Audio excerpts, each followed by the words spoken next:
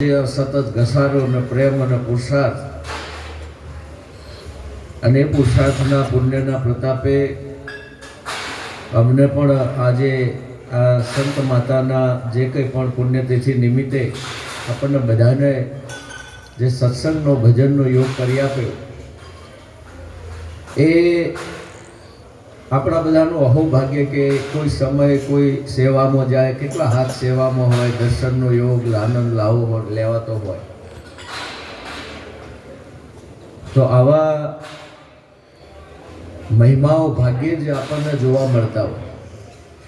એમાં ઘણાને ખબર નથી હોતી કે આ મારા માટે છે, કોના માટે છે. ઘણા ભજનમાં જાય પણ એમને ખબર નથી કે હું ભજનમાં શું કામ જાઉં છું, ભજનમાંથી શું લેવું. આખો અવસર પતે તો એમને ખબર જ ના હોય કે કોને શું કીધું ને શું કામ કીધું. આમાં પરિણામ ના મળે અને આગળ મહાપુરુષો એમ કેમ પ્રકારે પોતાના અનુભવ પ્રમાણે એમના તો સ્વભાવમાં જ છે ભજન કરવું કરાવવું. એમના માટે હવે બીજું કોઈ કર્મ રહ્યું જ નથી. કદાચ એ લીલા કરતા હોય બીજું બધું તો ધંધો વેપાર ખેતી, પણ એ અંદર એ સમજીને મુક્ત થઈ ગયા કે ના બોલે તોય એમનો સત્સંગ ચાલુ છે અને એ ના સોંપડે તોય એવી પરમ દશાને પ્રાપ્ત થયેલા સંતો એ નિરાત બાપુના કોઈ એવા આશીર્વાદ ને પૂર્વનું કંઈ પુણ્ય હશે અમારું બધાનું કે આવા સદગુરુ સંત મળ્યા અને આ સમજણ એક એવી દ્રઢ થઈ ગઈ કે હવે અમારે શું કરવું એ અમારા માટે તકલીફ છે. જ્ઞાની માણસને પણ તકલીફ છે, પણ એક વસ્તુ સમજવા જેવી છે. નિરાત બાપુએ ખૂબ સુંદર વાત આપણને બધાને જ્ઞાન લીધા પછી એક ફરજ આપી છે. ફરજ આપી હોય તમે લીધી હોય, પણ એક વચન આપણે આપ્યું છે કે તનથી સેવા મન ભજનમાં અને ધન સારા કાર્યોમાં. આ આપણો ધર્મ છે અને એ ધર્મને પરિપૂર્ણ વચનમાં રહી અને જે સંત મહાપુરુષો નિષ્ઠાથી આ બજાવી રહ્યા છે, એ પોતે તનમન ધનથી આવો લાભ લઈ રહ્યા છે અને લેવડાવી રહ્યા છે. એમને કોટી કોટી વંદન. એક થોડું નાનું કીર્તન 2 લીટીનું મારે તો ઈચ્છા હતી ગિરધારી મહારાજ થોડું બોલાવું. 2 લીટી મહારાજ બોલાવજો, તમે જ બોલાવો અને આખી સભા બોલે અને હું સાંભળું. બરાબર 2-4 કડીનું પદ મહારાજ ગિરધારી મહારાજ બોલાવી તો બધા પહેલાં તો હાથ ભેગા કરી અને ઉર્જાવાન થઈ જાઓ. ભજનમાં હંમેશા ઉર્જાવાન નહીં હોય. તમે કંઈક લેવાના લક્ષ્ય સાથે નહીં બેઠા હોય તો તમને મને બેની એકતા નહીં થાય.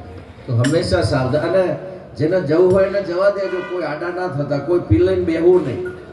અને હું તો 7 દાડા ભાગવતમાં પણ હું તો કહું છું કે ભાઈ જેને ઊંઘવું હોય હોઈ જાઓ, ખાવું હોય ખાઈ લો દરેક, અને જેમ જીવવું હોય એમ જીવો. પણ જે સંતો શાસ્ત્રો ના પડે કે પાપ ના કરે. આ મોટો ધર્મ તમારો છે. પાપ ના કરો, પરમારથ નહીં કરો ચાલશે, પુણ્ય નહીં કરો તો દાન પુણ્ય નહીં કરો તો ચાલશે, પણ બીજા ખોટા અવળા માર્ગે ના જાઓ. એ તમારા માટે બહુ મોટું તમારું મારું હિત એમાં છે, આખી માનવતાનું એમાં છે. પણ પીલાઈને કે જબરજસ્તી આ વિષય એવો ગહન છે, એવો સૂક્ષ્મ છે કે આમાં બોલ્યા વગર સમજવાનું છે. સંતો આગળ વારંવાર કીધું કે આ ખબર નહીં, આ તો સંતો જોડે એવી યુક્તિ છે ને યુક્તિથી મુક્તિ આપે છે. નેતાના વિષય જો સમજાવવાથી ઓનો કોઈ પેરામીટર્સ કે કોઈ માપદંડ નથી કે કોઈ એવો નિયમ નથી, કોઈ સિદ્ધાંત કે આમ ભાગો તો 0 જ આવે. એ કદાચ બીજગણિતમાં, ગણિતમાં, વિજ્ઞાનમાં બધા નિયમો બધો નિયમ પ્રમાણે થાય, પણ આમાં તો કશું નિયમ પ્રમાણે નહીં થાય. અને નિયમ પ્રમાણે કરવા જો તો મેળ પણ આવતો નથી. આ તો કોઈ ઝબુક લઈને કોઈને જાગી જાય. નિરાત કરે છે નિસ્તારો, આ વાતનો નિરાત કરે છે નિસ્તારો. કોઈ અધિકારીને અણહારો, કોઈ કેટલા જન્મનું પુણ્ય ભાગ્ય લઈને ઉઠતા એના અડો તો એને પ્રગટ થઈ ગયા, સમજણે નીકળી ગયા. અને ઘણાને ગમે એમ તમે રાત દાડો ભજનમાં રાખો તોય એ વાત લક્ષ્યમાં આવતી નથી. તો આનું કોઈ એવું લક્ષ્ય નથી, પણ છતાંય જે વળગ્યા રહે છે. એટલે વિવેકાનંદને 4 વેદનું એક સૂત્ર કીધું. વિવેકાનંદ ઉત્તિષ્ઠસ્ય જાગ્રતસ્ય પ્રાપ્તસ્ય. કે ઉઠો જાગો અને ધ્યેય પ્રાપ્ત ના થાય ત્યાં સુધી મંડ્યા રહો. કદાચ તમારે ને મારે જે કંઈ પણ સંતો કહેતા હોય એ માર્ગમાં વળગ્યા રહેવું. કદાચ હાલ સમજણ નહીં પડે, કાલે પડશે, પમદાર પડશે, મહિને પડશે, 6 મહિને, 12 મહિને, પણ જે વળગ્યા રહે છે ને એનું કલ્યાણ થાય છે ને થાય છે. તો આવો એક સુંદર મહિમા છે. થોડો આજના પ્રસંગોચિત જે બધાની ભાવના છે, બધાની સુરતા ને બધાને આનંદ થાય ને એવું ભજન કરવાનું. પછી હું બોલું તમને ગમતું ના હોય અને તમને ગમતું હોય એવું મને આવડતું ના હોય. ઘણા સંતો વક્તા અને શ્રોતાની બેની એકતા થાય તો જ કંઈક તમને ને મને બેને એકતા થાય. તો અમારે તો આનંદ જોતો નથી, આનંદ સ્વરૂપ સંતોષ. હવે કઈ લેવું જ નથી, શાંતિ અને સુખ ને શાંતિ. અહીંયા તો ચાઠે પોરે અને દિવસ ને રાત અહીંયા એ જે મોજોમાં જે મહાપુરુષોનું પગલું પડ્યું છે ને, એને તો ચાહ ગઈ ચિંતા ગઈ મનવા બેફિકર, जिसको कुछ न चाहिए वो बादशाह के बादशाह. એ બધા બાદશાહ છે બધા. અને આપણે બધાએ એવા સ્વરૂપને પ્રાપ્ત થઈએ એવી આશા સાથે એક કીર્તન 2 લીટી બધા બોલાવજો. મહારાજ જે બોલે ને આખી સભા બોલે. મને એમ લાગે કે બધા ભજનમાં આવ્યા છે, બરાબર? તો બધા ભાવથી બોલજો અને 2 હાથથી તાળી પણ પાડજો.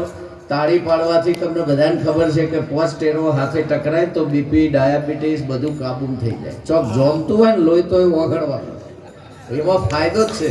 વિશ્વમાં 200 થી વધુ દેશો છે, કોઈ દેશમાં આ તાળીનો મહિમા નથી.